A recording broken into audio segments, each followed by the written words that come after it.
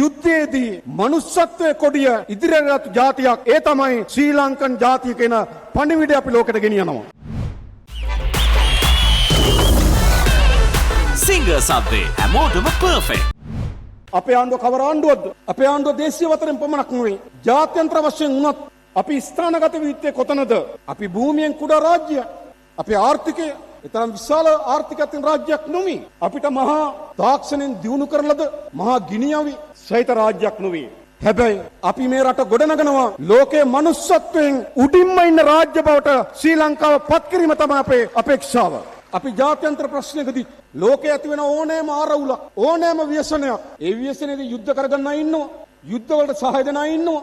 යුද්ධ සඳහා ආශිර්වාද කරන අය ඉන්නවා. හැබැයි ජාතියක් ඉන්නවා ලෝකයේ යුද්ධයේදී මනුස්සත්වයේ කොඩිය ඉදිරියට ජාතියක් ඒ තමයි ශ්‍රී ලංකන් ජාතිය කියන පණිවිඩය අපි ලෝකෙට ගෙනියනවා. ලෝකයේ දියුණු රටවල් තියෙනවා.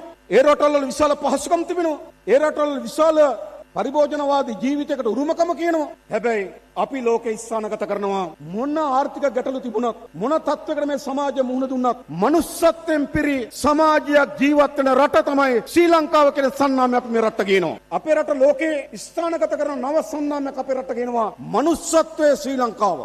ජනාධිපතිවරයා මෙම අදහස් පළ කළේ ජාත්‍යන්තර කාන්තා දිනයට සමගාමීව ජාතික ජනබලවේගය සංවිධානය කළ කාන්තා දින සැමරුමට එක්වෙමින්. ගැහැණු අපි එකමිටට ජාතික ජනබලවේගයේ කාන්තා එකමුතුව සංවිධානය කළ ජාත්‍යන්තර කාන්තා දින සැමරුම අද පෙරවරුවේ කොළඹ පීඩී සිරිසේන ක්‍රීඩාංගණයේදී පැවැත්වුණේ. ඇය නැගිටින විට නැගිටිනවා රට යන තේමාවෙන්. මම හිතනවා ආණ්ඩුවක් පාලනය පිළිබඳව හොඳද නරකද කියලා මනින්න තියෙන හොඳම නිර්ණායකය තමයි ඒ රටේ කාන්තාව මොනතරම් ප්‍රමාණයකින් ඒ ආණ්ඩුවත් එක්ක ඉන්නවද නැද්ද කියන සාධකය මත. ඒ නිසාද මේ පෙන්눔 කරලා තිබෙන්නේ අපේ පාලනය පිළිබඳව මේ රටේ ජනතාවගේ තියෙන පොදු විශ්වාසී සංකේතයක් හැටියට තමයි ඔබ දහස් ගණනක් මෙම අවස්ථාවට සම්බන්ධ වෙලා මේ ඔප්පු කරලා තිබෙන්නේ. මව්වරුන් සහ දරුවන් පෙළෙන මද්‍රව්‍ය උදුර තුරන් කිරීමේ ඉලක්කය පිළිබඳවද මෙහිදී ජනාධිපතිවරයා අවධානය යොමු කළා. අද අපේ රටේ විශේෂ මම්මලා විශාල වේදනාවකට ලක් වී තිබෙනවා. අපේ නැවුම් තාරුණ්‍ය විශාල ලෙස බිලිගන්න අනතුරක් තියෙනවා මද්‍රව්‍ය රකුසා. අපේ ප්‍රධානම ව්‍යාපෘතියක් තමයි අපේ රටේ මෙම විස මද්‍රව්‍ය තුරන් කිරීමේ ව්‍යාපෘතිය අපි අඛණ්ඩව දියත් කරනවා.